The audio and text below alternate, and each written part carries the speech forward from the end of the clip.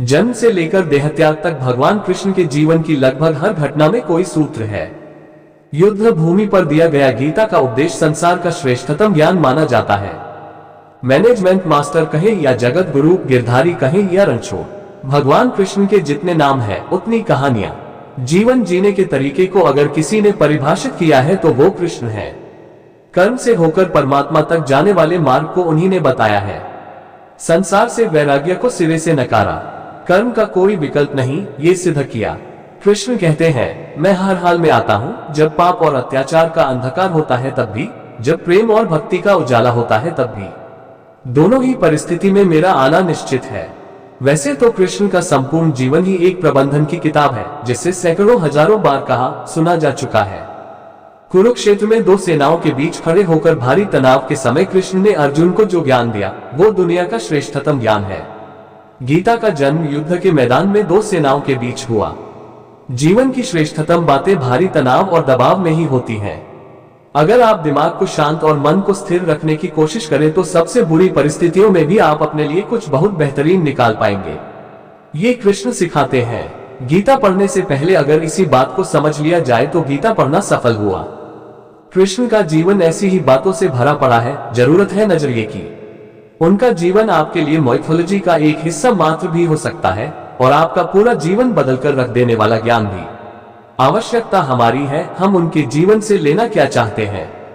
कृष्ण मात्र कथाओं में पढ़ा या सुना जाने वाला पात्र नहीं है, वो चरित्र और व्यवहार में उतारे जाने वाले देवता है। कृष्ण से सीखें कैसे जीवन को श्रेष्ठ बनाया जाए। 10 बातें हैं जो अगर व्यवहार में उतार ली तो सफलता निश्चित मिलेगी। 1. शुरू से अंत तक जीवन संघर्ष ही है। कारागृह में जन्मे कृष्ण, पैदा होते ही रात में यमुना पार कर गोकुल ले जाया गया। तीसरे दिन पुतना मारने आ गई। यहां से शुरू हुआ संघर्ष देह त्यागने से पहले द्वारिका डुबोने तक रहा। कृष्ण का जीवन कहता है, आप कोई भी हो, संसार में आए हैं तो संघर्ष हमेशा रहेगा। मानव जीवन में आकर परमात्मा भी सांसारिक चुनौतियों से बच नहीं सकता। कृष्ण ने कभी किसी बात की शिकायत नहीं की, हर परिस्थिति को जिया और जीता। कृष्ण कहते हैं, परिस्थितियों से भागो मत, उसके सामने डटकर खड़े हो जाओ, क्योंकि कर्म करना ही मानव जीवन का पहला कर्तव्य है। हम कर्मों से ही परेशानियों से जीत सकते हैं। स्वस्थ शरीर से ही विजय है। कृष्ण का बचपन माखन मिश्री खाते हुए गुजरा। आज भी भोग लगाते हैं हम, लेकिन ये संकेत कुछ और है। आहार अच्छा हो, शुद्ध हो, बल देने वाला हो। बचपन में शरीर को अच्छा आहार मिलेगा तो ही इंसान युवा होकर वीर बनेगा। शरीर को स्वस्थ रखना है तो बचपन से ध्यान देने की जरूरत है। ये पेरेंटिंग के दौर से गुजर रहे युवाओं के लिए बड़ा मैसेज है। अपने बच्चों को ऐसा खाना दें जो उनको बल दे। सिर्फ स्वाद के लिए ही ना खिलाएं, तभी वे बड़े होकर स्वयं को और समाज को सही दिशा में ले जा पाएंगे। 3. पढ़ाई किताबी ना हो, रचनात्मक हो। कृष्ण ने अपनी शिक्षा मध्य प्रदेश के उज्जैन में सांदीपनी ऋषि के आश्रम में रहकर पूरी की थी।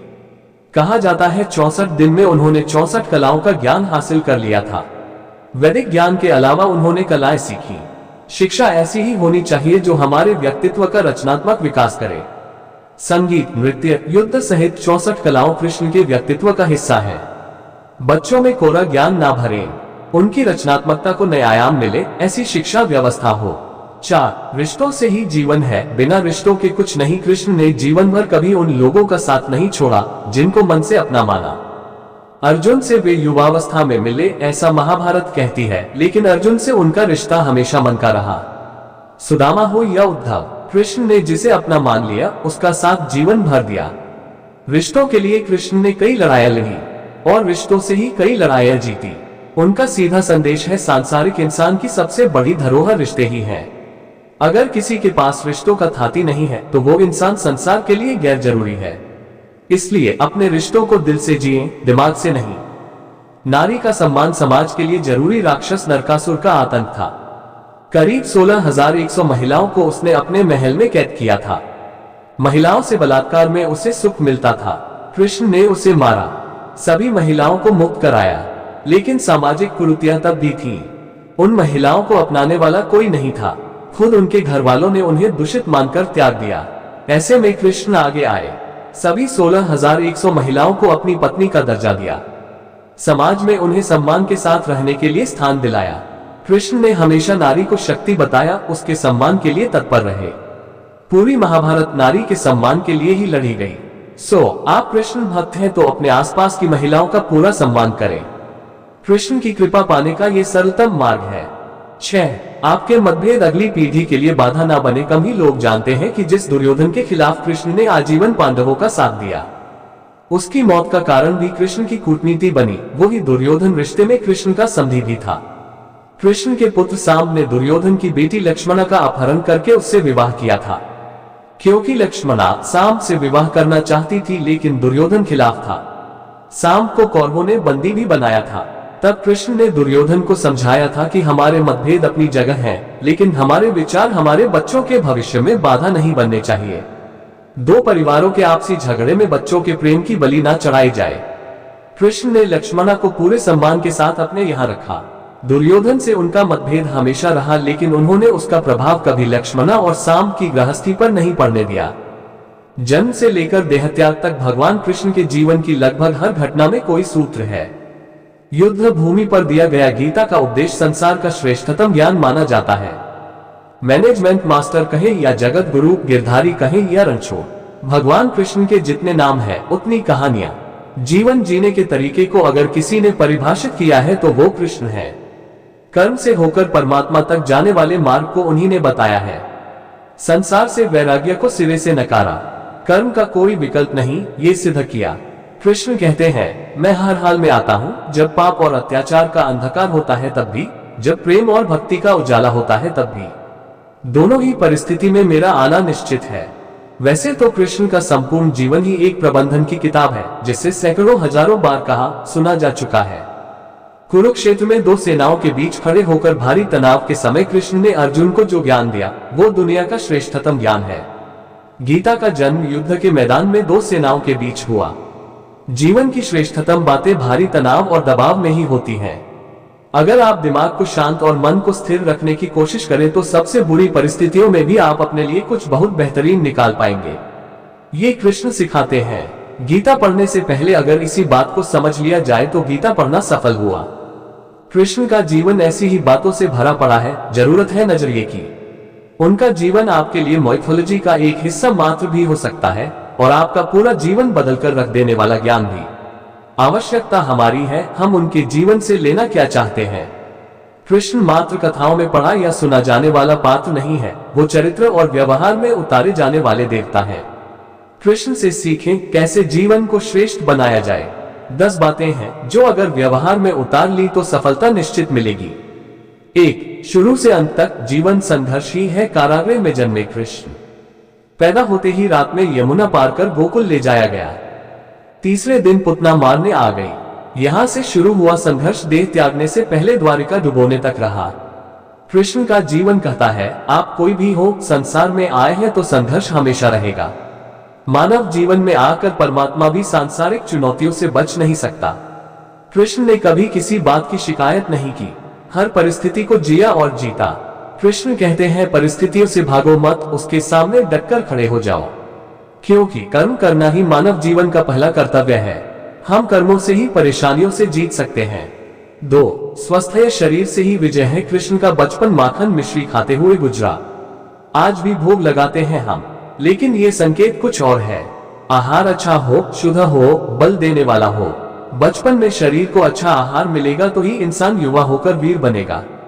शरीर को स्वस्थ रखना है तो बचपन से ध्यान देने की जरूरत है। ये पेरेंटिंग के दौर से गुजर रहे युवाओं के लिए बड़ा मैसेज है। अपने बच्चों को ऐसा खाना दें जो उनको बल दे। सिर्फ स्वाद के लिए ही ना खिलाएं, तभी वे बड़े होकर स्वयं को और समाज को सही दिशा में ले जा पाएंगे। 3.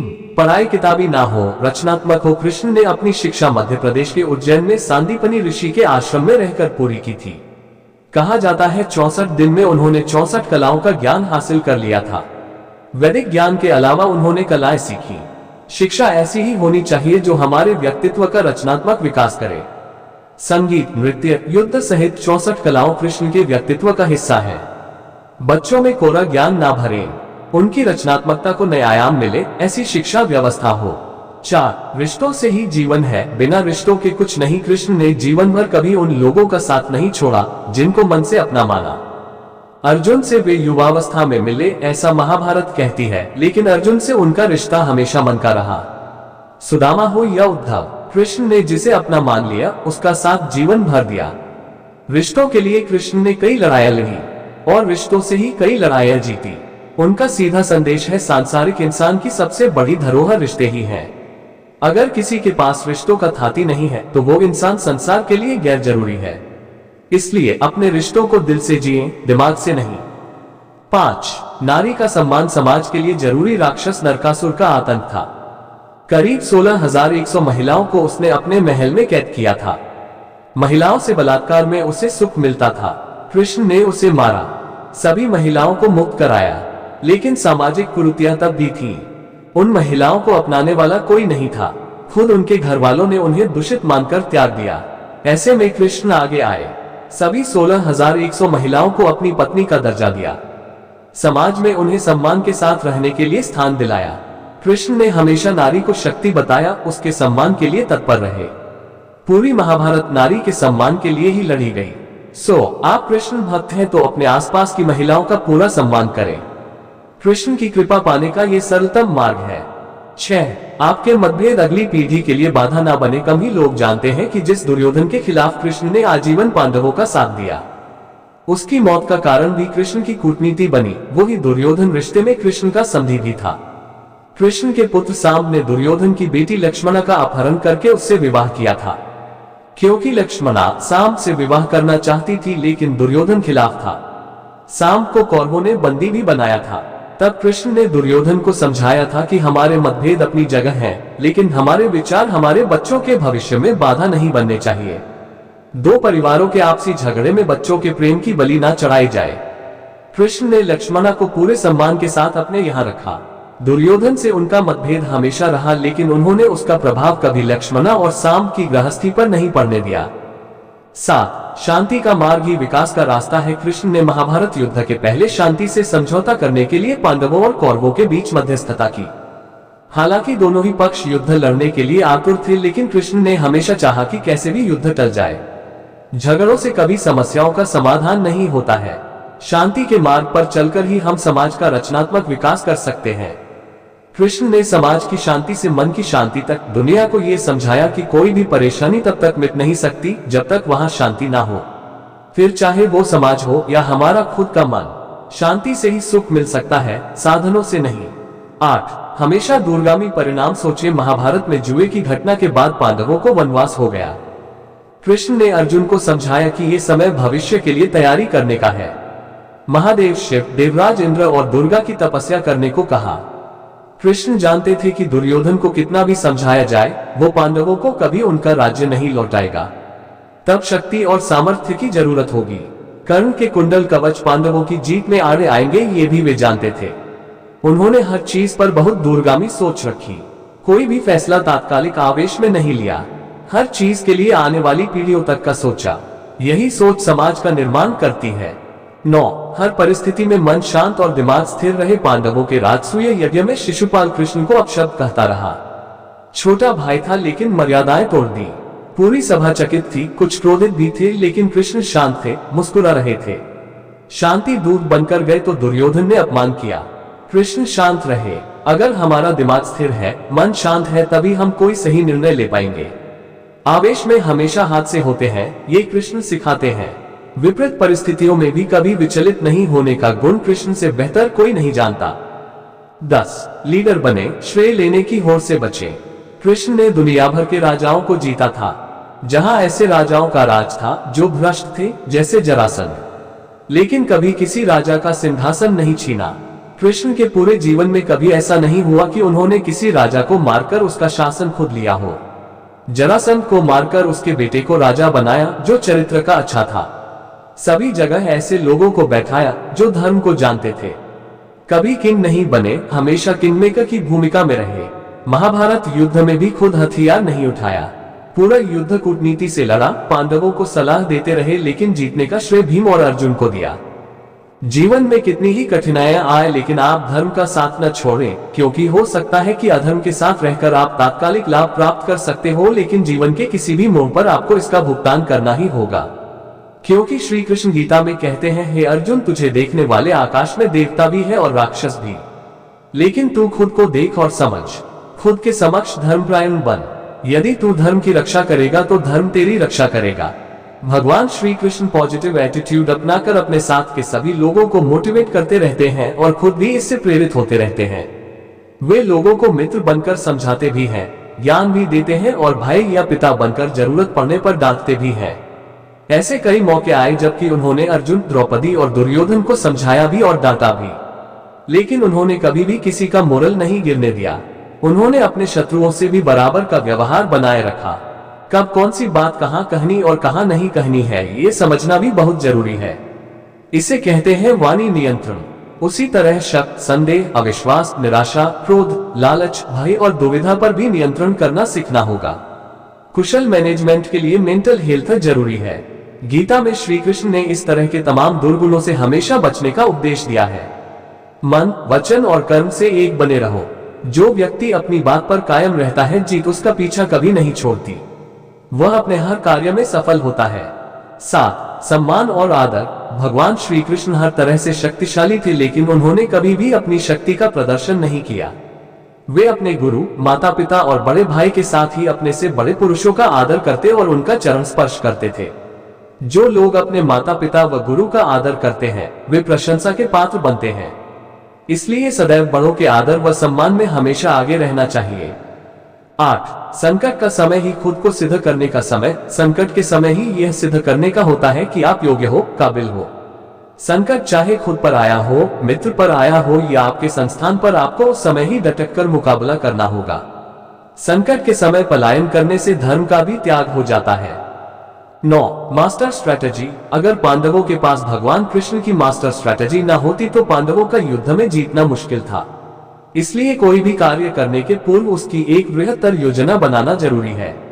योजनाओं को अपडेट करते रहना भी जरूरी है। योजनाओं के बगैर कार्य ही नहीं, जीवन भी असफल सिद्ध होता है। 10. उद्देश्य सही है तो रास्ता कैसा भी हो। कहते हैं कि सीधे रास्ते से सब पाना आसान नहीं होता। ऐसे में धर्म ये कहता है कि यदि उद्देश्य सही है तो टेढ़ा रास्ता भी अपनाया जा सकता है, खासतौर पर जबकि आपके सामने अधर्म का पलड़ा भारी हो। ऐसे में कूटनीति का रास्ता अपनाएं। आपने श्री कृष्ण की बात को समझा नहीं। जब वह ममता रहित जीवन की बात कर रहे हैं तो उसका तात्पर्य मोह से है। जब मनुष्य मोह से ग्रसित होता है तब वो केवल अपने सीमित परिवार या प्रियजनों के बारे में ही अच्छा सोचता है, जैसे धृतराष्ट्र, जिसको दुर्योधन से बहुत मोह था और उस मोह ममता के कारण वो पांडवों और समाज की भलाई नहीं सोच पाए और दुर्योधन के अनुचित कर्मों को बढ़ावा दिया। भगवान श्री कृष्ण को गोपियों से, राधा से, अपने माता पिता से बहुत प्रेम था, लेकिन प्रेम में मनुष्य स्वार्थी नहीं होता बल्कि उसके मन में सबके हित की भावना समाई होती है। इसलिए श्री कृष्ण उनको रोता तड़पता छोड़कर चले गए, क्योंकि उनको सारे संसार का भला करना था, केवल अपने गांव और परिवार का नहीं। इसलिए प्रेम मनुष्य को कठोर नहीं बल्कि दयावान, संतोषी और शांत चित्त बनाता है, जबकि मोह ममता बहुत बार मनुष्य को क्रूर और अत्याचारी भी बना देती है।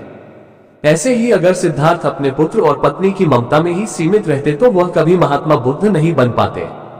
आशा करते हैं आप इस जवाब को धैर्य और विवेक के साथ पढ़ेंगे, क्योंकि इसमें आपको विशेष जानकारी मिलेगी।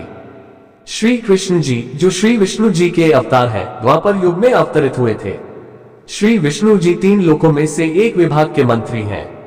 समझ लीजिए कि श्री विष्णु जी का कार्य तीनों लोकों में जीवों का पालन पोषण करना है। मोह, ममता, प्यार और आपसी भाईचारा जैसे गुण श्री विष्णु जी की कृपा से होते हैं।